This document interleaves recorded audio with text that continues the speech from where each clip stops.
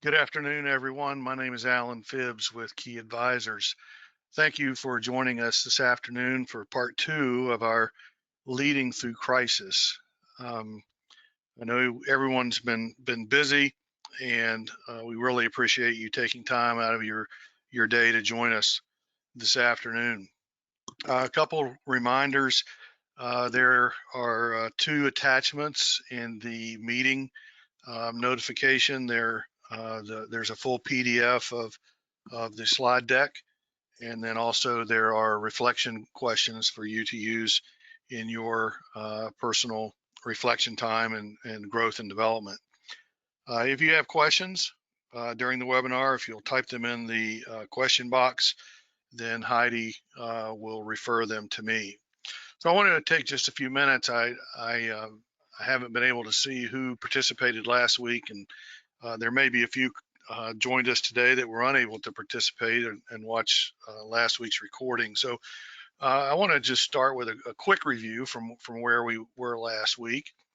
Four primary topic areas. Last week we covered leadership responsibilities and perspectives and becoming a good leader in difficult times.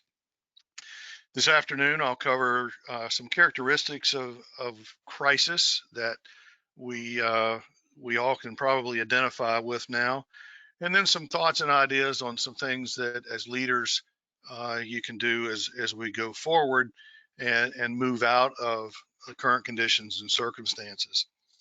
So quickly, the first part that we were looking at, leadership responsibilities and perspectives. The 5 responsibilities of a leader: to have the proper mindset, to collaborate and encourage collaboration with your team and even your customers. Have a proper attitude of awareness of what is happening and what exactly the real issues are. Clearly, the crisis at hand, the health issue, created all of this, but understanding what the issues really are with your staff and your customers. Having a responsibility of belief that we will come out of this, and then perseverance, that being stable and steady, having that positive attitude, the attitude of hope, and that we will get through this, and taking one day at a time to overcome obstacles and challenges. The perspectives that I covered was the perspective of a follower and that of a leader, whereas a follower typically goes along with the crowd and really has no voice.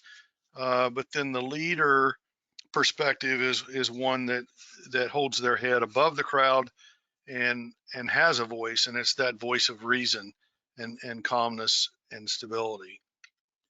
We talked about what good leaders don't do or should not do and just as I mentioned, not joining the crowd, and becoming a follower. The crowd is generally built around fear and worry, and that doesn't bode well for a leader.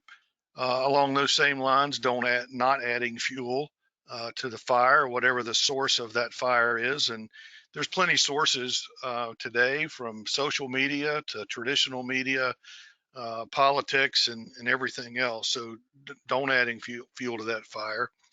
Of course, doing nothing is not an option. Take action, do something. And then while social distancing is becoming the new buzzword and norm, if you will, not normal, but not becoming emotionally or relationally distant from the people that matter most, being it your family, your employees, and your customers.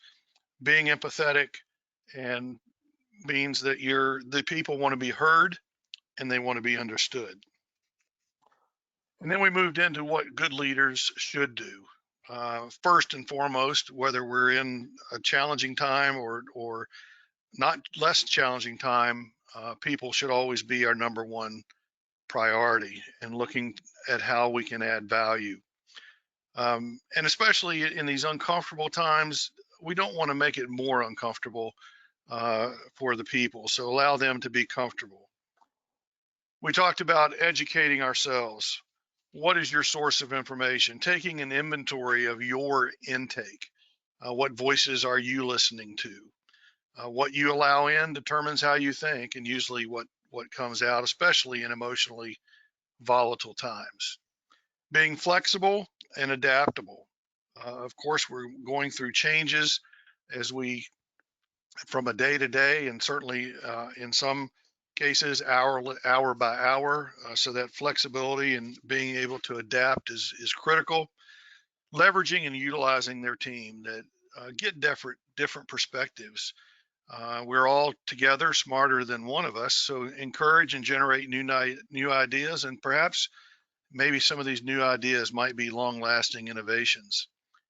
And then finally, we talked about communication judiciously, not communication for the sake of making noise, but communicating for the sake of sharing information.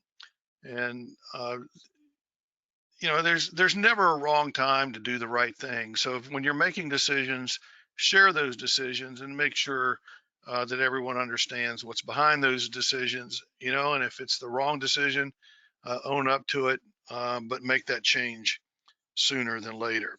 So this afternoon, I want to move into spend a little time on the characteristics of crisis and how it impacts leaders. The first is that crises are common, and crises have a tendency to be exaggerated. And what I mean by that is we oftentimes will say it's never been this bad or no one has ever experienced anything like this before. Well, certainly there's never been a COVID-19, but there have been crises that we have come out of. And it's a leader's job to be prepared for the way in such times as this. And I want you to think about for just a minute. Um, Remember that first event in your life that marked you. And what do I mean by that? I mean that it's that one event, that very first event, when you think back, that you will never forget where you were, what time of day it was, and what happened. Now, I remember my mom and dad telling me for years, and I didn't understand when I was younger, but they told me that they would never ever forget where they were and when they heard the news that Kennedy was assassinated. Which leads me to share with you where I can remember thinking back to crisis. Now, for me as a young driver, I don't remember exact time and place, but the 1980s, the fuel crisis is one that comes to mind. I remember the big event when fuel went over $1 a gallon. But for me, what I remember most clearly was I believe, in the 1990s.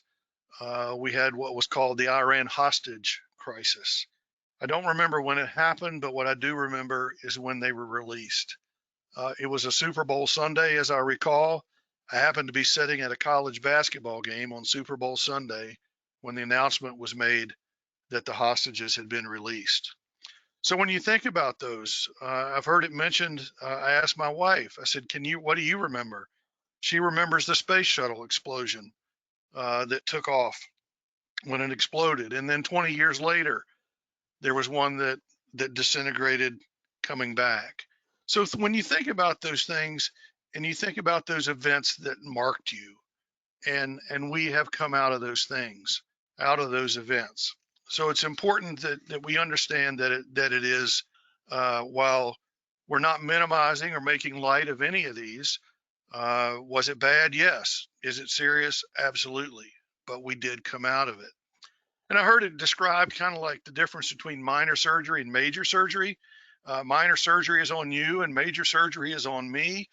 And when you think about it, minor surgery is in the past because it's the past. We understand it. We've experienced it. We've come out of it. Where major surgery is right now, and we only know what we're experiencing.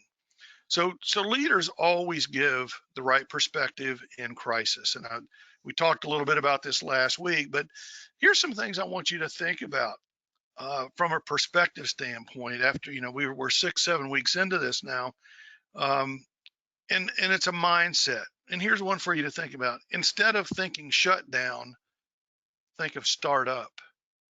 Rather than this being the end of something and shutting down, have your mindset and perspective on this can be the new beginning of something good. Instead of being stuck at home, you're safe at home. And this one I just heard yesterday. Do you have the perspective of a passport or the perspective of imprisonment? And you can see that perspective will take you a lot of different places.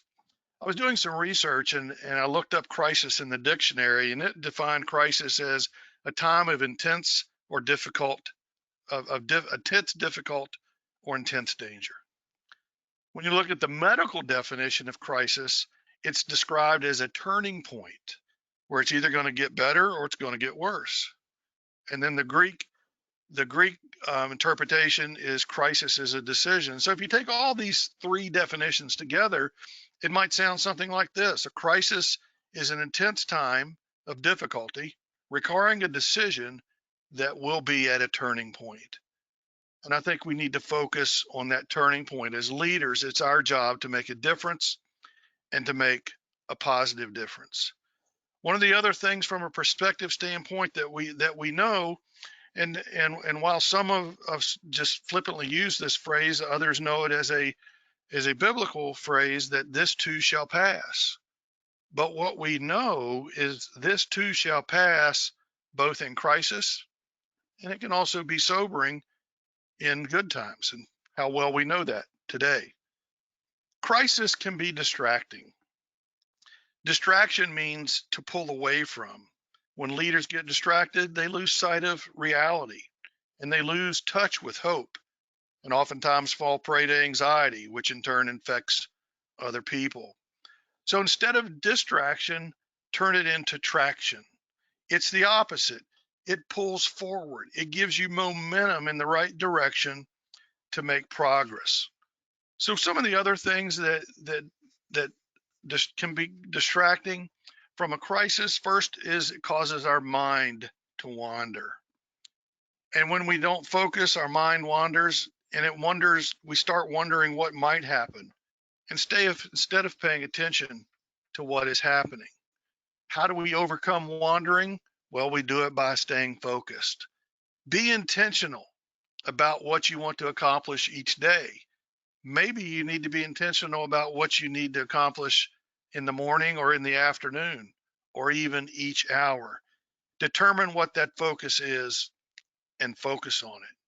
The second thing that distracts us is negative thinking. Being preoccupied with everything that could go wrong, worrying about what could be and what we don't know. How do we overcome that? We stay positive and focus on what we can control. Think about what we can see and what we can do, and be intentional about it. And then the third thing that distractions does is it creates uncertainties, and it creates anxiety. And the burden of not knowing becomes an ever-present anxiety. And with your staff, the uncertainty and the unknown creates even higher anxiety. People would rather get bad news than no news, because when they get bad news, it puts them in a position to make a decision or to take action.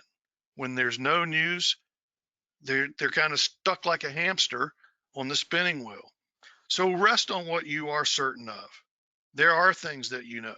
For me, I know my wife and my children love me. For me, I'm certain that this too shall pass based on what I know. So rest on those things that you do know. It's the leader's job to get traction, control what you can. You've heard this statement before: make lemonade out of lemons when they're handed to you. Find the good. Find the good. The third characteristic of crisis is it reveals character. It reveals what's inside of us. It doesn't make us, it reveals us. And using the lemon again, when you squeeze a lemon, lemon juice comes out. When you squeeze an orange, orange juice comes out. When you squeeze a human being, what's inside of them, their character, what they're made of, comes out. It's their choices that make us. It's the crisis that reveals us. So we can control our choices, even though we cannot control the conditions and circumstances. I heard this said a couple weeks ago, you cannot moan and lead at the same time. Moaning does not provide hope. If you feel like you need to moan, my suggestion is you moan in private. So it's adversity that unmasks the leader today. You can build character in that leader, but only if the leader is willing to learn from what they are experiencing. What we're talking about here, ladies and gentlemen, is transformation. The normal as we've known it is gone. And transformation is not possible without learning and living out good values. It's becoming bigger on the inside. I saw this article recently in a publication from the Harvard Business School. It says a test for leaders creating certainty amid the uncertainty. And their point says that creating a semblance of certainty is among the most important tasks leaders can undertake. And to help clarify their priorities and their communication strategies, companies face a choice. That choice is to use the company core values as a compass, or to set them aside temporarily and to compromise. Compromising does not build trust and credibility with your employees or with your customers. Stepping back to your company core values does build trust and credibility. And talk about how your values are guiding your thinking in the difficult choices that you're having to make. And then your employees will feel that sense of continuity. Reframe challenges as opportunities. I mentioned that last week. Leaders can shift the perspective for employees from a victim narrative to one that focuses on what they can do to help themselves and succeed in this crisis, as long as they're focusing on their values. I mentioned a few minutes ago, crisis requires adaptability. This is where you embrace uncertainty. Uncertainty takes us off of autopilot. What does that mean? It causes us to be more intentional. Uncertainty provides leadership opportunity to go through problems to get to opportunities rather than waiting for them to come. Uncertainty keeps us focused on today. If you prepare well today, you don't have to repair tomorrow. Uncertainty certainly reintroduces us to humility. And uncertainty requires creativity. It tests our teaching. Uncertainty tests our teaching. As leaders, we move from words to actions. Do our actions align with our words? We've probably all had a plan A, a plan B, a plan C, and shoot, you might be on X, Y, and Z by now, but most people feel less stress when they're informed. So, excuse me, adjust out of your strengths. Yours and your team is your best way to success. And then finally, crisis is the time when real leaders show up. And this is about visibility. I shared with you before, proximity is paramount. Don't get too comfortable with written word. Use the phone, use video, use live streams. Leadership is a visible presence. Now is when you need to be more visible than ever. You know, I asked you a few minutes ago to think about that one event that marked you. And every person at that time in their life, if I were to ask, they've asked themselves, are we going to be okay? I know we all asked that after 9/11, but yes, but it's a different problem that we've never encountered before. So you think about that time, and if I were to have asked you at that time, are you going to be okay? Are you going to make it? You wouldn't have known. But now that you're on the other side of that moment, and if I ask you if you were going to be okay, are you going to make it? You did. That's the positive. That's the optimism that comes out. So what about leaders showing up? First of all, leaders show up early. Leaders show up early. Leaders go first. They need to be seen by their staff. Leaders and their customers, for that matter. Leaders are prepared. They learn. They take action. They do something.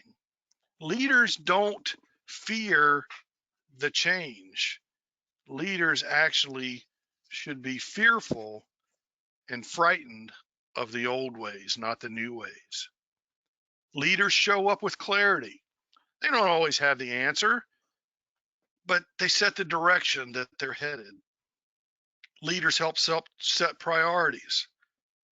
Andy Stanley said, leaders can afford to be certain,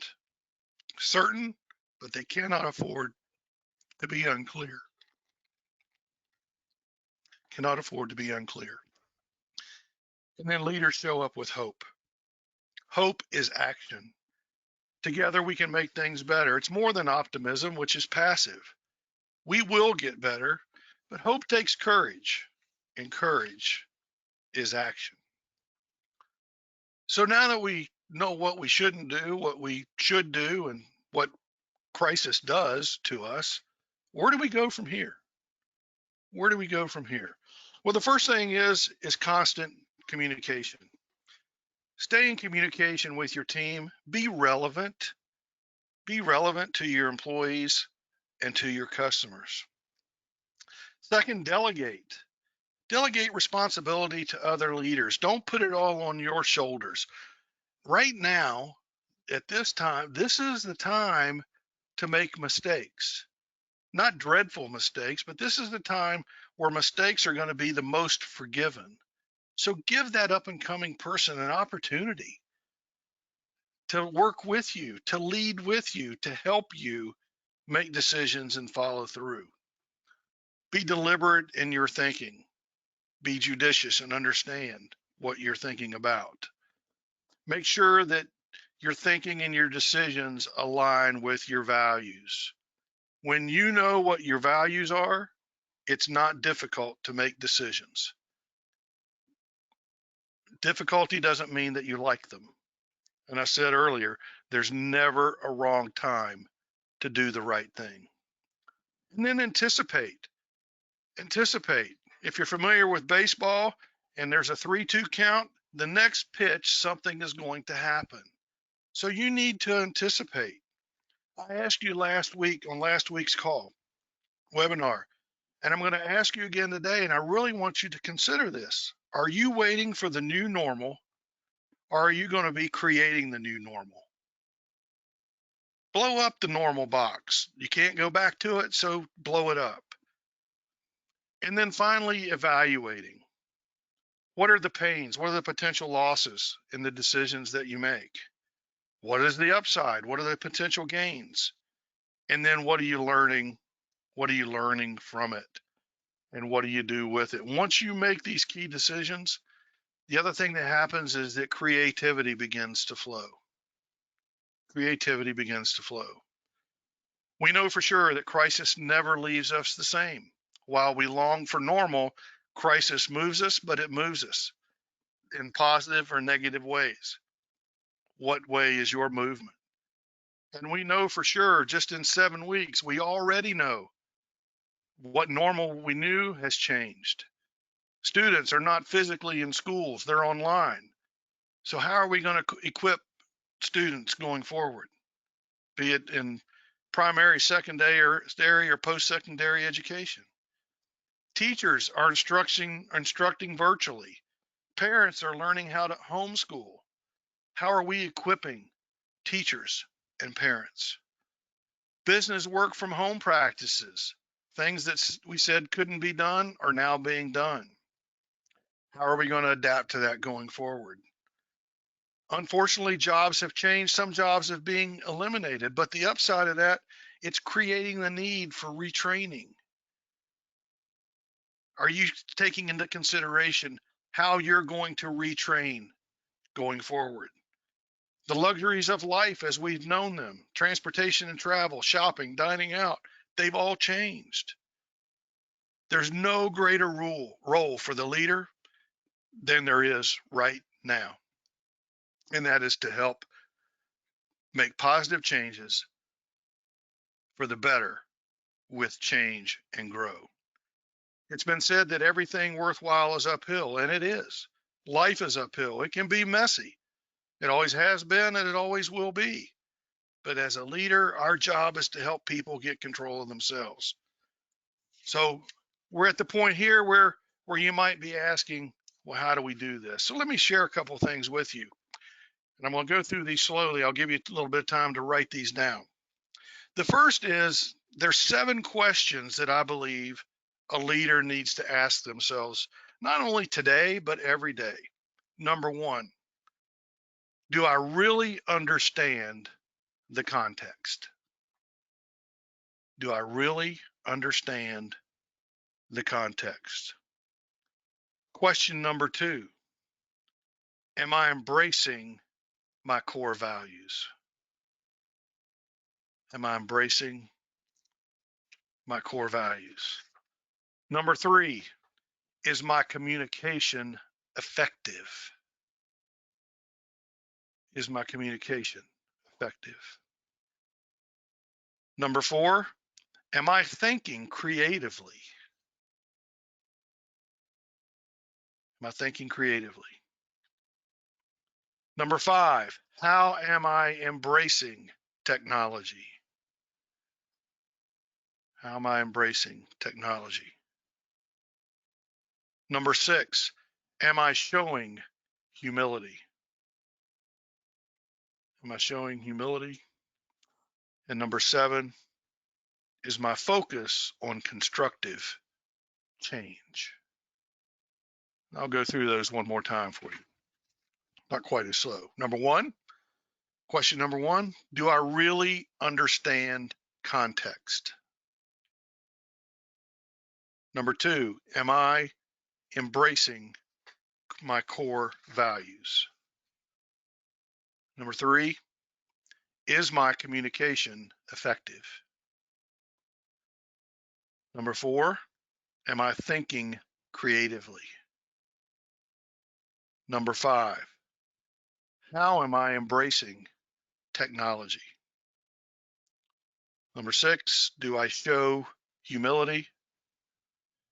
Number 7, is my focus on constructive change?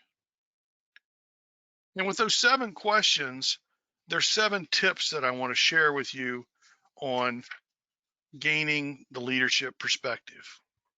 The first step, ask for help.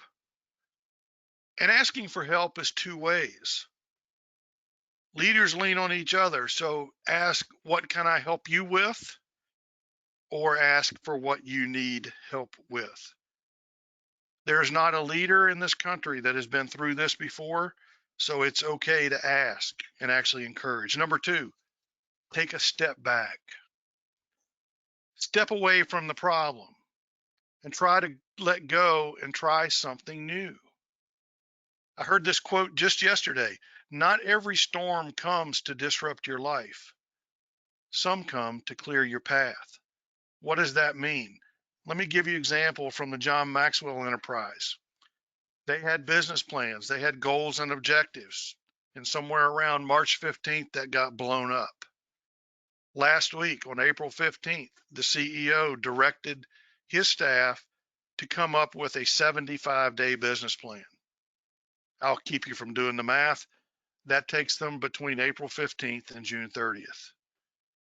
And that business plan, the direction was to put a plan together that you're confident you can achieve and that align with your core values. Why? Because that enlists encouragement. That shows not just the leaders, but the team that what they can accomplish. So break it down into smaller chunks. Sometimes we need to step back and try something new. Number 3, start new. We can't go back to the new beginning, but we can start now and create a new ending, as C.S. Lewis said. So I ask you again, are you waiting for the new normal, or are you going to create the new normal? Either way, you're going to have to scrap the old ways of doing things. The 4th tip, reject routine. Why? Because changing up might spark some new thinking. So reject your routine. Number 5, the 5th tip, increase your knowledge. Slow your roll. Make informed decisions. Quick doesn't necessarily win in these conditions and circumstances. So seek facts, observe the circumstances, gather input, slow down. Tip number 6, develop a 3-dimensional view. Knowledge has no value without the right perspective, so get the view from others before acting or responding. Get a view from a different time frame, a different time of day, or a different day. Does it feel the same, or does it feel different? And probably more importantly, view the end before the beginning. Before making that decision, what's the end going to look like? And tip number 7, create a lead link, a leader link. Find yourself a leadership partner or a coach. Identify others that can help fill the responsibility to lead. Lean on others. And I'll leave you with this. I was on a call yesterday and someone asked, what's the greatest lesson you've learned thus far from this event? And the resounding theme was communication. Communication. And communication is 2 ways, and I mentioned it earlier. Examine your inventory of input. Where are you getting the information? And then number 2, how are you communicating the information out? So thank you again for joining us. Be on the lookout for some follow-up webinars that we'll be having coming up in the coming weeks. Certainly reach out to me, reach out to our team. And Heidi, were there any questions that came up during this webinar?